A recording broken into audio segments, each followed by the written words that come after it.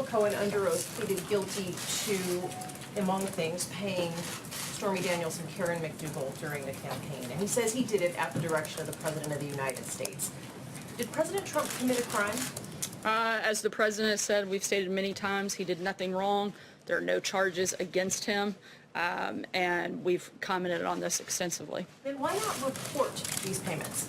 Again, I'm not going to get into the back and forth details. I can tell you, as the president has stated on numerous occasions, he did nothing wrong. There are no charges against him in this. And just because Michael Cohen made a plea deal doesn't mean that that implicates the president on anything. Can you stand here today and say the president has never lied to the American people? Because so many people now look back at that tape of him on Air Force One saying he knew nothing about these payments, when in fact we now know he knew everything about these payments. So has he lied? Look, again, I think that's a ridiculous accusation. The president in this matter has done nothing wrong, and there are no charges against him. John? The president said to Fox News in an interview with Ainsley Earhardt this morning that this could not have been an illegal campaign contribution because he paid the money. He put more than $60 million of his own money into the campaign. So how do you draw the line between, I mean, maybe this didn't flow through the campaign, but how do you draw the line between what was a campaign contribution and what might have been a payment to somebody for other purposes? Look, I'm not going to get into the back and forth of the legal part of this. I would refer you to the president's outside counsel on that. As I told Cecilia, what I can tell you is what the president has stated a number of times. He did nothing wrong. There are no charges against him. Just because Michael Cohen has made a deal doesn't mean anything with regards to the president. Stephen? Sarah, the president tweeted this morning in frustration that Michael Cohen wrote. Perhaps you can shed a little bit more light on that, because the implication is that Michael Cohen gave up something that the president would rather stay secret. Is that what we should read into this, or is there another The president has expressed his views on that. I don't have anything further to add. Can I ask one other question? Is the president now planning on or intent on pardoning Paul Manafort? The Manafort case doesn't have anything to do with the president, doesn't have anything to do with his campaign, it doesn't have anything to do with the White House. Top story of the night, back from her exclusive interview with the president today. She is Fox and Friends co-host Ainsley Earhardt. How are you? Good to see you. Good What's to going see on? you, You doing okay? Congratulations. Thank you for having me on. Big interview. There's a lot there. Let's first start to the news from yesterday. He talked a lot about Michael Cohen. We just heard part of it. Paul Manafort. Tell us what he's saying. Well, so when we sat down with him, my questions were, Michael Cohen's story changed. Originally, he said that I paid off women, the president didn't know about it. Then all of a sudden, his story changes. And then he's also pleading guilty to 8 different counts. So do we believe him? That was the question this morning. You know, this is a guy that's lied, tax returns, fraud, all this, and now he's changing his story about the president. So when I sat down with the president, I said, my number one question that I wanted to ask him is, what happened? Did you know? Did he pay off these women? Did you know about it? And he said, I didn't at first, and now I know about it. And I said, well, if it wasn't illegal, because we've had several attorneys that have been on, they were on our morning show saying it's not illegal to do this. So if it's not illegal, then how did he get a plea bargain? How did he was facing 65 years behind bars in prison. How did he go from 65 years possibly max to 3 to 5 years? If it wasn't illegal, why are they using that? He said, because if there is something negative that they can say about me, they will use that and they will lessen their sentence. That extreme, just because they hate me. Keep in mind, this was the Mueller investigation. Right. Mueller investigation was looking into Manafort's past, was looking into Cohen's past. And that led them to all of these tax fraud. It has nothing to do with Russia. Is he more mad at Michael because of the tape? Absolutely. Than, say, Paul Manafort? Because I noticed in his comments yesterday he mentioned Manafort, but not Michael. He mentioned pardoning Manafort, and then you have Michael Cohen's attorney, Lanny Davis. He did mention pardoning Manafort. He did, and said that he would consider that. I think he feels bad for Manafort. They were friends. He didn't work for him for very long, worked for him for basically 100 days. The president didn't know about all of this tax stuff. Of course, he wouldn't know about that. It was. Yeah. And he did say, he said, keep in mind, he worked for Reagan for a long time. Worked for a lot of people. And no one's talking about that. Yeah, it's just because he's associated with me and they hate me so much. Did you? What I'm pointing out, I believe, and I've talked about this for a long time, is that there are these forces against the president. I talk about 5 of them. I also believe with the Democrats' agenda, they're telegraphing it. 76 days from now, there's going to be an election. Midterm. I believe, and I've been saying on the air, that they would want to impeach him. Did any of with all the hysteria in the media, did that come up at all? It did. I asked him that question. I said, if the Democrats win the midterms, their agenda is going to be to impeach because there's no Russia collusion, at least so far. So what's the next step? If they hate you so much, what are they going to do? And he agreed that impeachment, they're going to try to impeach. And he says he basically expects that. You know, there's so many key players here, and there is such a double standard because we know a lot. We know Hillary obstructed. We know that she paid for Russian propaganda to influence the American people, which is kind of cheating because it was never verified or corroborated. These were lies that she paid for, funneled money, which is another issue we just pointed out. But then you've got, you know, you got the Pfizer warrant abuse. Nobody's getting indicted in those cases. A lot of this goes back to Jeff Sessions. Yeah. And did he talk about either Jeff or Rod or Mueller? He did. Yeah, I can't tell you what he said about that because I did ask him that. I've got to say it for the morning show. Well, give us I did ask him. I said, are you going to fire Jeff Sessions? There are rumors you're going to fire him. There are rumors you're going to fire Rosenstein. And you know, what are you thinking? And I'm not going to tell you, you got to watch the morning show because I can't give it all away here. But this is too important. Give us, yeah. He did say that it's such a double standard, beyond a double standard. What happened with Hillary Clinton, how she got off, what happened with the IT guy from what he says Debbie about Wasserman Sessions? Schultz. That's going to break news. What he said about Sessions and Rosenstein and Mueller? Absolutely. Wow. What else can you tell us? There was so much more. We asked him about Molly Tibbetts and ICE and how he's doubled down. You know, he's gotten, so many people are saying abolish ICE, but he doubles down. He brings ICE to the White House and honors them. So there is a lot of news here that people want to see in the morning. I was really, I will say there was so much breaking news yesterday and there was so much negative news.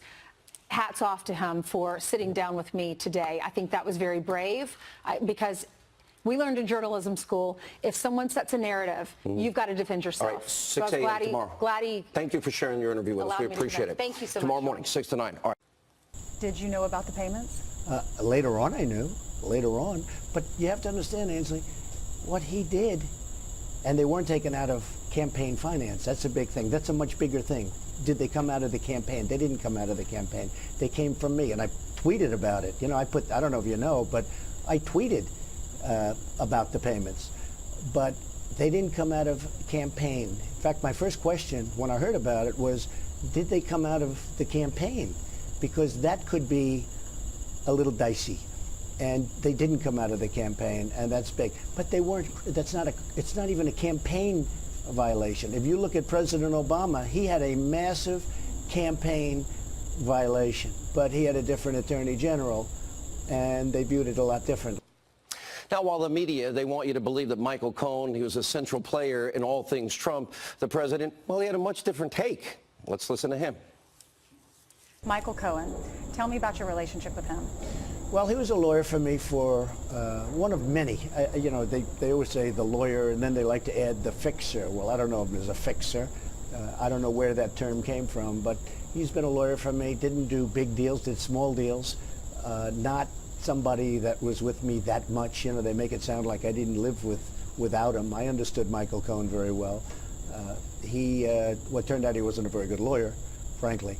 But he was somebody that was probably with me for about 10 years, and I would see him sometimes. Are you considering pardoning Paul Manafort?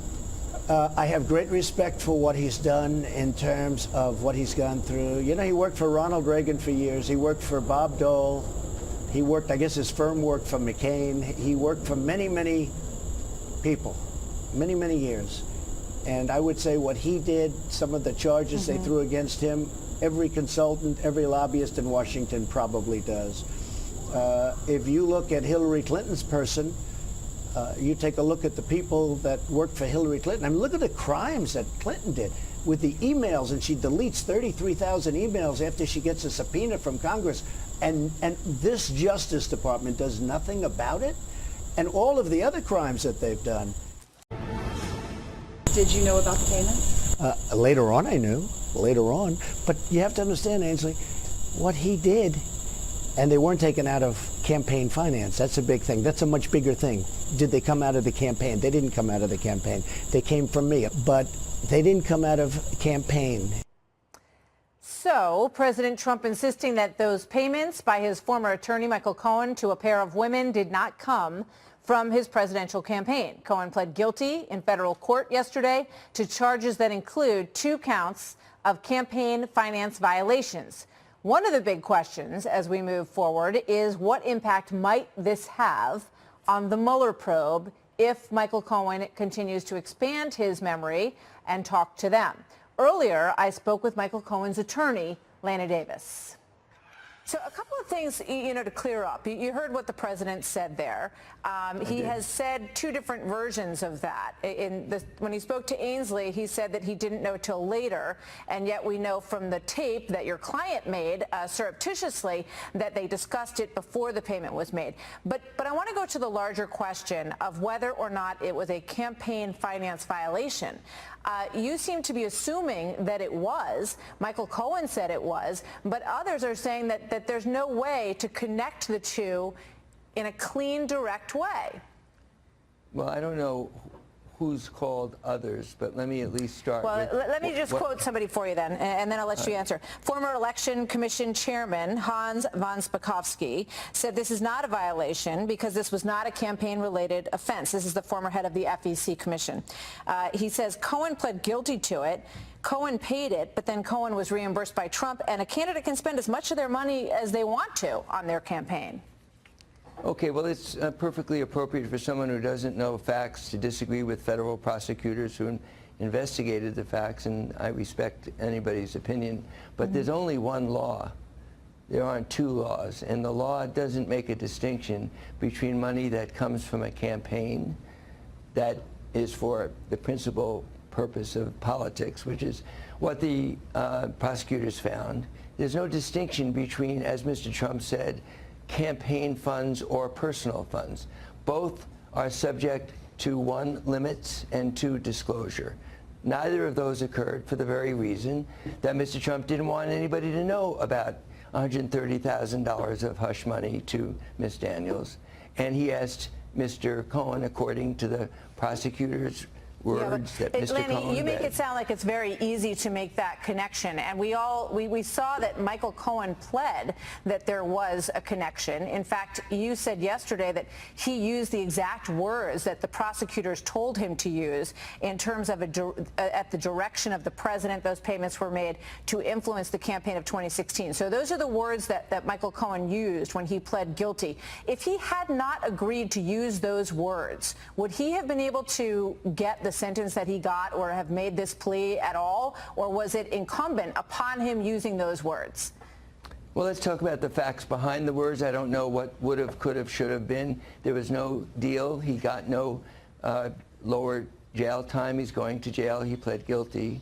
Federal campaign finance law is not nearly as cut and dry as you suggest it is. In many ways, it's almost like insider trading law. It's very, very difficult to prove where the money came from and whether or not it was a campaign, whether or not it was campaign funds that were used or donations to the campaign. Do you mind if I interview you, since you've got the answers? I'll ask you a couple of questions. Absolutely. If somebody makes, thank you, because that's probably a better way for this interview to be conducted.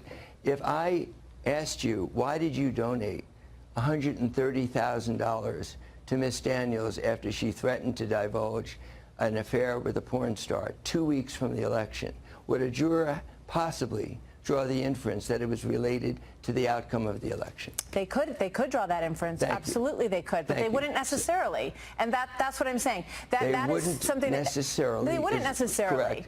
It depends. There could be a lot of reasons for. I don't want to split hairs with you. So I have a second question for you. But I just want to say that there are other legal experts who believe that this is not as cut and dry as you seem to think it is. We all heard what Michael Cohen said in court, but whether in terms of how it relates to the president and the campaign, this is based on other people's legal assessment of whether or not it's as cut and dry as you say it is. But obviously his credibility is a question. I mean, he lied about his taxes. He owes the U.S. government about $1.4 million in taxes, according to the prosecutor who spoke yesterday. He lied about the bank situation, about the taxi. So why should people take him at his word now? Well, I wouldn't ask anyone to take him at his word. The prosecutors developed a case with evidence of members of his campaign. If you read the entire information put out by the prosecutors, members of his campaign, members of the Trump organization all document that the money was paid right before the election, and the prosecutors brought charges that Mr. Cohen was motivated for political reasons to pay hush money, and that Mr. Trump is named as the person who directed, that's their word, and coordinated, that's their word. Now, you can argue about how jurors would come out. I completely agree with you. I never used the words cut and dried. I believe you did twice. I didn't. I said reasonable inference. Inferences can be debated. That's what juries are all about. All right. We will follow it closely. Lanny, thank you for your time tonight. Thank you, Good to have you with us. Good spirited discussion. We'll see you next time.